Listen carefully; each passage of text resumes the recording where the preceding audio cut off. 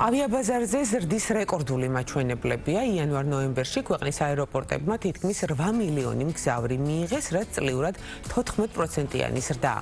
გაზრდილია ფრენების საერთო რაოდენობაც და 35,000 აღწევს. აეროპორტებს შორის ყველაზე მაღალი 30%-იანი ზრდაა ბათუმის აეროპორტში, თბილისის აეროპორტი კი 5 მილიონამდე მგზავრს მოემსახურა.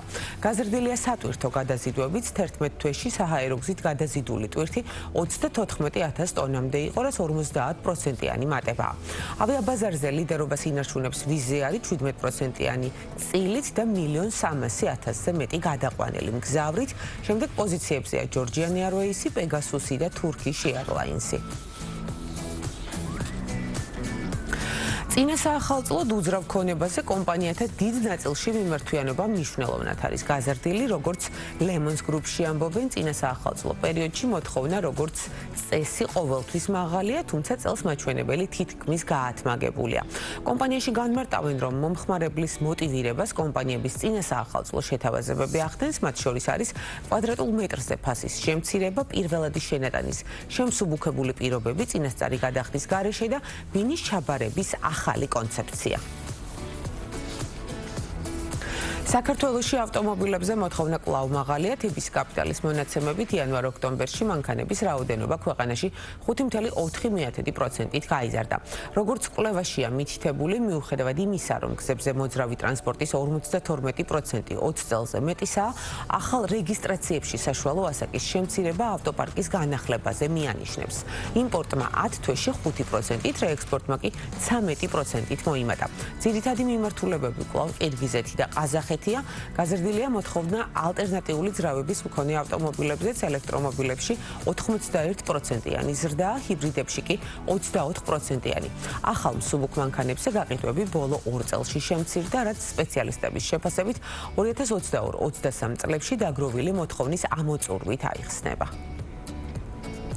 ქართული წარმოების სამოსი შვედეთში გაიყიდება. შვედურ მხარესთან მოლაპარაკებებს ბრენდი კაბა აწარმოებს, როგორც კომპანიაში განმარტავენ, კაბას მინიმალისტური სტილი შვედი მომხმარებლების გემოვნებასთან თანხვედრაშია და დიდი ალბათობით ამ ბაზარზე ქართული სამოსი 2026 წლიდან შევა. მომდევნო წლიდან კაბას ქსელი მეზობელი ქვეყნების მიმართულებითაც გაფართოვდება და კომპანია ფილიალებს რეგიონის სახელმწიფოებში განათავსებს. გარდა ამისა, მაღაზიები გაიხსნება საქართველოშიც, სავარაუდო ლოკაციებად ზუგდიდი და ქუთაისი მოიაზრება. აღსანიშნავია, რომ ტანსაცმლის მწარმოებელმა ბრენდმა კაბამ ახლახანს დაასრულა რებრენდინგი და 2026 წლიდან მომხმარებელს განსხვავებული კონცეფციით წარუდგება, რაც ახალ ლოგოს, ფერებსა და ვიზუალს მოიაზრებს. ქართული სტარტაპის წარმატება გლობალურ ბაზარზე. Helio AI-მ საერთაშორისო ფონდებისგან $1 მილიონიანი ინვესტიცია მოიზიდა და საერთაშორისო ბაზარზე გაფართოებას გეგმავს. სტარტაპი კომპანიებს ადამიანური რესურსის შერჩევის პროცესების ავტომატიზაციაში ეხმარება. პლატფორმა 2 წლისაა და მას უკვე 7 ქვეყნიდან 400-ზე მეტი ბრენდი იყენებს. როგორ მოიპოვა ქართულმა სტარტაპმა ასეთი სოლიდური ინვესტიცია და რაგზე გაიარა წარმატებამდე, რა გეგმები აქვს სამომავლოდ და როგორ მუშაობს პლატფორმა, ნინი მოსიაშვილი, Helio AI-ის თანადამფუძნებელი შემოგვიერთდა უკვე სტუდიაში. ნინი, მოგესალმებით. ძალიან დიდი მადლობა სტუმრობისთვის. მოკლედ თქვენი სტარტაპის შესახებ და ბოლო პერიოდის წარმატების შესახებ უკვე ვისაუბრეთ. საუბარი მინდა დავიწყოთ Helio AI-ის კონცეფციით. საიდან გაჩნდა იდეა მისი შექმნის და რა ტიპის მომსახურებას ამარტივებთ ბაზარზე? ძალიან დიდი მადლობა წარდგენისთვის, მოწვევისთვის. Helio 2 წლის არის, შეგვიძლია ვთქვათ და დღემდე ძალიან უმარტივებს რეკრუტერებს საქმიანობას. Helio შეიქმნა ჩვენი თვითონ Helios თანადამფუძნებლების პრობლემიდან გამომდინარე, რადგან ჩვენ თვითონ გვქონდა საჭიროება გაგვემარტივებინა შერჩევის პროცესი და სამწუხაროდ ვერცერთი თული მაშინ ვერ მოვირგეთ, რომელიც შეძლებდა, რომ ეს პროცესი მთლიანად ემართა, ამიტომ გადავწყვიტეთ, რომ დღეს უკვე საბედნიეროდ გადავწყვიტეთ, რომ შეგვექმნა Helio, რომელიც თანამშრომლის აყვანა, როდესაც ხდება საჭირო, იმ წუთიდან ერთვება ჩვენთან ერთად პროცესში ვაცხადებთ ჰელიოდან ადამიანების მიღებას, ვარჩევთ რეზიუმეებს, ვაზიარებთ სხვადასხვა პლატფორმებზე და ონბორდინგით ვასრულებთ. ასე ვთქვათ, მთელ ამ პროცესს რუტინულ საქმეებს გვაცილებს თავიდან AI გვეხმარება, რომ ეს ყველაფერი უფრო ჭკვიანურად მოხდეს, ავტომატიზაციის დახმარებით ძალიან ბევრ დროს ვზოგავთ და შესაბამისად რეკრუტერებსაც და HR-ებსაც ბევრად მეტი დრო რჩებათ ადამიანებთან ურთიერთობისთვის და სხვა უფრო მნიშვნელოვანი საქმეების შესასრულებლად. ჩვენ გვსვენია და გვქონია შეხება HR პლატფორმებთან, აი რა განგასხვავებთ მათგან, ეს იქნება ალბათ საინტერესო. სიამოვნებით, ჩვენ ვართ პირველი ქართული რეკრუტინგის პლატფორმა, რომელიც ასევე ხელოვნურ ინტელექტს იყენებს. გარდა იმისა, რომ AI-ზეა დაფუძნებული, ჩვენ გვაქვს AI აგენტი, რომელიც თვითონ ეხმარება რეკრუტერებს ამ დავალებების მარტივად გაცემასა და შესრულებაში. ჩვენი AI აგენტის დახმარებით შესაძლებელია, რომ მას მივცეთ მხოლოდ მიმართულება, თვითონ შექმნას და აგენერიროს ვაკანსიის ტექსტი, შექმნას სისტემაში კონკრეტული ვაკანსია, გააზიაროს სხვადასხვა დასაქმების საიტებთან და ასე ვთქვათ, ჭკვიანი ასისტენტი ყავს სისტემაში, რომელიც ჩვენთან ერთად მუშაობს და ასევე ფიქრობს. კი ბატონო, და რაც შეეხება თქვენს ბოლო პერიოდის წარმატებას, მილიონიანი ინვესტიციის მოზიდვა, ეს საკმაოდ ისეთი ხმამაღალი განაცხადია ქართული სტარტაპისთვის, რომ რა გზა გაიარეთ, სანამ მიხვიდოდით ამ თქვენს პირველ მილიონამდე, რომ გითხრათ და ასევე საინტერესო რა იყო მთავარი ფაქტორი, გადამწყვეტი, რამაც თქვენ ეს წარმატება მოგიტანათ. სიამოვნებით, ჩვენ სანამ მილიონს ავიღებდით აი უახლოეს წარსულში, მანამდე გვაქვს წინა რაუნდი, ასე ვთქვათ, დახურული $350,000. ეს იყო პირველი ნაწილი, ასე ვთქვათ და ვამბობთ ხომ, ხას ვუსვამთ ყოველთვის, რომ აი ეს პირველი ნაბიჯები, როდესაც სანდოობა ჯერ არ არის მოპოვებული ბაზარზე და ადამიანები გენდობიან და გეხმარებიან განვითარებაში, ერთ-ერთი პირველი ძალიან კარგი ნაბიჯი იყო ჩვენი განვითარებისთვის. მთავარი მე ვიტყოდი, რომ არის გუნდი, ის ადამიანები, ვინც მუშაობენ ჰელიოზე, ყველა ძალიან გულით არის ჩართული ამ პროცესში და ეს დაგვეხმარა, რომ ძალიან სწრაფად განვითარებულიყავით, იმიტომ რომ 2 წლის განმავლობაში საქართველოსდან პატარა სტარტაპი, რომელიც რეკრუტინგის პლატფორმას აკეთებს, ამ სტარტაპმა შეძლო, რომ უკვე 7 ქვეყანაში გაეტანა ეს პროდუქტი და ეს ნამდვილად არის იმ ადამიანების დამსახურება, ვინც არის ჩართული და რა თქმა უნდა, თქვენ რა კითხავთ სამისვით ტექნოლოგია, რომელსაც ჩვენ ვიყენებთ AI-ის და ჩვენი AI აგენტის დახმარებით. რომელ ბაზრებზე ხართ ყველაზე აქტიური? ჩამოვთვალოთ ასევე საინტერესო იქნება მაყურებლისთვის ეს 7 ქვეყანა, ნუ ბრენდი 400-ზე მეტია და ბუნებრივია ამას ვერ ჩამოვთვლი. სიამოვნებით, ბაზრებს რაც შეეხება, რა თქმა უნდა, დავიწყეთ საქართველოსდან და ჩვენი პორტფელის, ასე ვთქვათ, ძირითადი ნაწილი იყო საქართველოსდან პირველ ეტაპზე.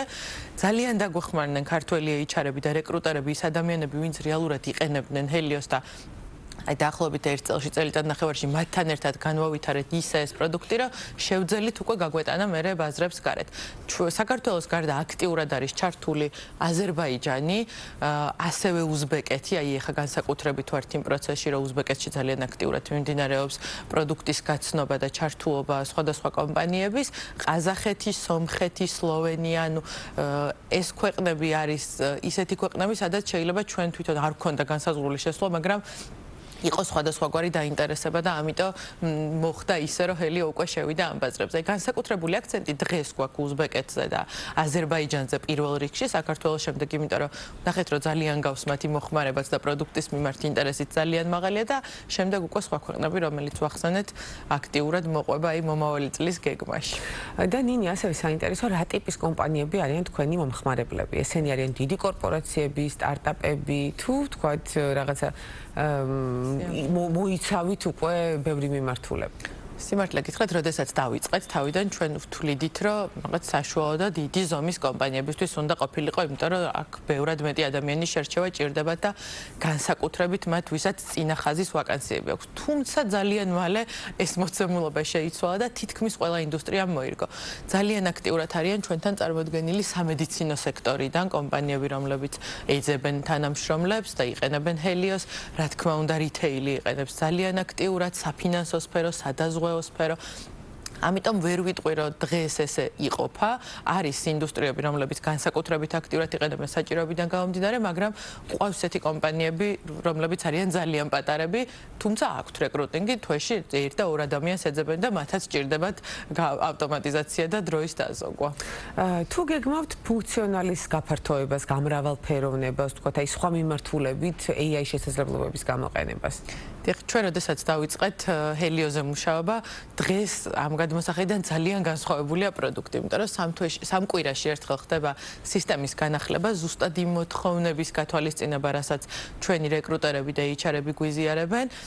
და რა თქმა უნდა, როგორც საქართველოს ბაზარს მოვარგეთ და ესე ძალიან შევაყვარეთ აქ პროდუქტი, ვგეგმავთ, რომ სხვა ქვეყნებში, სადაც გავდივართ, ზუსტად მათ მოთხოვნებსაც მოვერგოთ, გავითვალისწინოთ და ასევე ჩვენს გვაქვს გეგმები, რომელიც ვფიქრობთ, რომ მათთვისაც ძალიან საინტერესო იქნება. ამიტომ აუცილებლად მომავალი წელი ეთმობა ბაზრებზე გაფართოებას და პროდუქტის კიდევ უფრო წინ წაწევას.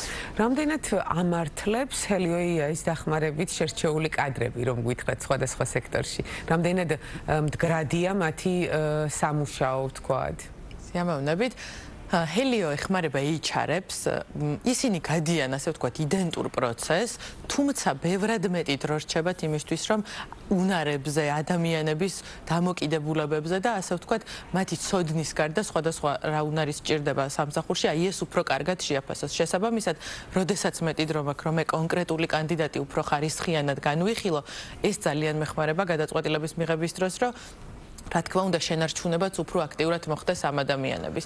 შესაბამისად ძალიან ბევრი კარგი кейსი გვაქვს, რომელსაც ჩვენ ვისმენთ ხოლმე ჩვენი მომხმარებლებისგან და ზუსტად ეს დროის დაზოგვა და ჭკვიანი ასისტენტი, რომელიც ყავთ გვერდით AI აგენტის დახმარებით, რა თქმა უნდა ძალიან დიდ შრომას აკლებს მათ და მეტი დრო რჩებათ, რომ აი ესეთ რაღაცებზე გააკეთონ. რეალურად აქ არის ორი მხარე და ორი მხრივი პროცესია, ხო? ერთის მხრივ HR-ი და მეორე მხრივ ადამიანი, რომელიც ეძებს სამსახურს. საინტერესო სამუშაოს მაძიებლების ფიდბექი როგორია? ისინი რამდენად ადაპტირებულები არიან და კომფორტულად ურთიერთობენ მსგავს ფორმატში? ნამდვილად, გეთანხმებით, რომ ეს ორმხრივია და როდესაც ჩვენ ბაზარზე შემოვედით, მსგავსი ტიპის, ასე ვთქვათ, ვაკანსიაზე გამოხმაურების ფორმა არ იყო აქტუალური ჩვენთან და ჩვენც ეს ვაკვირდებოდით კომპანიებთან ერთად. დღეს ძალიან ბევრ უკავშირს ვიღებთ, თვითონ ჩვენ და გასაკვირად Helios გვერდზეც კი გვწერენ ხოლმე აპლიკანტები, რომ ძალიან მოწონთ და კმაყოფილები არიან ამ ფორმის შევსებით.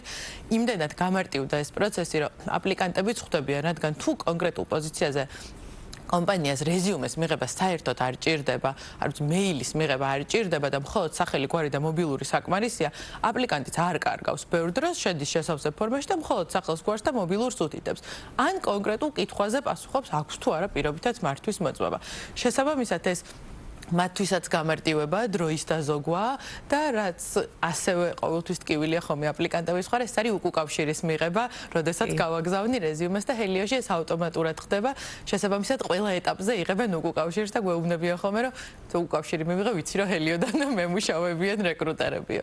ასე რომ მათთვისაც ნამდვილად კომფორტულია. მშვენიერი და უნდა გთხოვოთ აუცილებლად შეფასება ქართული სტარტაპ ეკოსისტემის, რამდენად მარტივია საქართველოდან, ქართული ბაზრიდან გლობალურ ბაზარზე გასვლა. ანუ სანდოობა ახსენეთ თქვენ საუბრის დასაწყისში, ანუ სანდოობა რამდენად არის უკვე ჩვენი პატარა განვითარებადი, მაგრამ ჭკვიანი თავებით საკმაოდ განებივრებული ქვეყნის მიმართ. ნამდვილად, ჩვენ როდესაც დავიწყეთ Helio-ზე მუშაობა, არ გვქონდა სტარტაპ ეკოსისტემაში გამოცდილება და ესე დავდიოდით ყველა იმ ადამიანთან, ვსვამდით კითხვებს, ვისაც ჩვენზე მეტი გამოცდილება ჰქონდა და ესეთი მაგალითები, როგორც დღეს Helio გახდა სხვა სტარტაპერებისთვის, ჩვენთვის მაშინ ძალიან მნიშვნელოვანი იყო. ამიტომ ეს ინვესტიცია, როდესაც ავიღეთ და მილოცვებსაც რო ვიღებდით, ხვდებოდით, რომ ეს არ იყო მხოლოდ Helios დადგმული ნაბიჯი და წარმატება, მთელი ეკოსისტემისთვის ძალიან მნიშვნელოვანი იყო, რომ ესეთი პატარა ქვეყნიდან რაღაც 2 წლის სტარტაპმა შეძლო, რომ ესეთ მოკლე დროში მსგავსი ინვესტიცია იყო. რა თქმა უნდა, ძალიან დიდ შრომას უკავშირდება, აქ ყველაფერი არის დამოკიდებული, რამდენად მოინდომებ ბოლომდე გაყვები ამ თემას, თუმცა მსგავსი პრეცედენტები, როდესაც ხდება და იქმნება, ბევრად უფრო მარტივი და გაკვალულია ხოლმე მე ეს გზა, ამიტომ ჩვენ ძალიან გვიხარია რომ რაღაცნაირად გავუკვალეთ ეს ამბები, კარგი მაგალითები მანამდეც იყო, რომელიც ჩვენ ძალიან დიდ ინსპირაციას გვაძლევდა და დღესაც მგონია რომ კიდე და კიდე უფრო წინ მიდის და ვითარდება. ნინ თქვენ გეგმებზე ისაუბრეთ, მე მინდა გკითხოთ, რამდენი ადამიანია დასაქმებული ამ დროისთვის თქვენს კომპანიაში და გეგმების კვალდაკვალ ბუნებრივია ალბათ იგეგმება მათი რაოდენობის ზრდაც და რა მასშტაბს მოიაზრებთ? კი ბატონო 12 ადამიანია დღეს დასაქმებული. Რა თქმა უნდა ჩვენ უკვე დავიწყეთ ასე ვთქვათ ზრდა, იმიტომ რომ ამავე წელს როგორც გითხარით გეგმებიც კიდევ და კიდევ უფრო დიდი გვაქვს. ესე რაოდენობის წრილში გამიჭირდება თქვენ, იმიტომ რომ პირდაპირ დამოკიდებულია ხოლმე რომელ ბაზარზე გავდივართ, როგორ ხდება მისი ათვისება, თუმცა გუნდი იზრდება და უკვე შემოგვიერთდა რამდენიმე ისეთი ძლიერი ადამიანი, რომელთან ერთადაც უკვე იანვარში ძალიან აქტიურად ვიწყებთ სხვადასხვა მიმართულებით ოპერირებას. ჩვენი გუნდის წევრებიც ზუსტად ისე არიან ჩართული პროცესში როგორც დამფუძნებლები და ამიტომ ვამბობთ ხოლმე რომ ვერ ვარჩევთ ვის რა როლი აქვს ყველა ვინ ჩემოდის ჰელიოში რაღაცნაირად ერთნაირად მიყვება და მუშაობს თავის მიმართულებას აუცილებლად ეს 12 ადამიანი აი ამ ბოლო პერიოდში გავიზარდეთ და გავხდით 12 და ეს ზრდაც აუცილებლად იქით წელს გაგრძელდება იმიტომ რომ ბუნებრივია ბაზრებზე გასვლასთან ერთად საჭიროებაც დგება ამის. კი ბატონო და 2 წლის შედეგებით რასაც თქვენ მიაღწიეთ ნამდვილად საინტერესო იქნება თქვენგან მოვისმინოთ რჩევა, რას ურჩევთ იმ სტარტაპებს, დამწყებ კომპანიებს ჩვენს ქართულ ბაზარზე, რომლებიც საერთაშორისო ინვესტიციის მოზიდვაზე ფიქრობენ და ცდილობენ ამ ყველაფერს. რა იქნება თქვენი რჩევა? მე სტუდენტებთანაც უახსენებ ხოლმე, რომ გარედან ყველაფერი ძალიან ლამაზი და ფერადია და ამ დროს სინამდვილეში უკანა მხარეს ყოველთვის დევს ძალიან დიდი შრომა და თუ რაღაცის კეთების ჩვენ გვჯერა, რასაც ვაკეთებთ, არასდროს თავი არ უნდა დავენებოთ. შეიძლება გარშემო გვეუბნებოდნენ, რომ რაღაცები არ გამოგვივა. ჩვენც კარგავდეთ мотиваციას, იმიტომ რომ ძალიან რთულია სტარტაპში პირველი ნაბიჯების გადადგმა განსაკუთრებით, როდესაც ჩვენ გვჯერა, რასაც ვაკეთებთ, ამის უკან ძალიან დიდი შრომაა საჭირო. ადამიანებთან ერთად, შენი გუნდის წევრებთან ერთად მარტო ეს ყველაფერი ძალიან რთული იქნებოდა და აუცილებლად გამოდის ხოლმე შემდეგ. კი ბატონო, ძალიან დიდი მადლობა ნინი სტუმრობისთვის, საინტერესო საუბრისთვის, მნიშვნელოვანი და საინტერესო თემის გაშლისთვის. მაყურებელს შევახსენოთ ქართულის სტარტაპის გლობალურ წარმატებაზე ვსაუბრობდით და ჩვენი სტუმარი იყო ნინი მოსიაშვილი, Helio AI-ის თანადამფუძნებელი.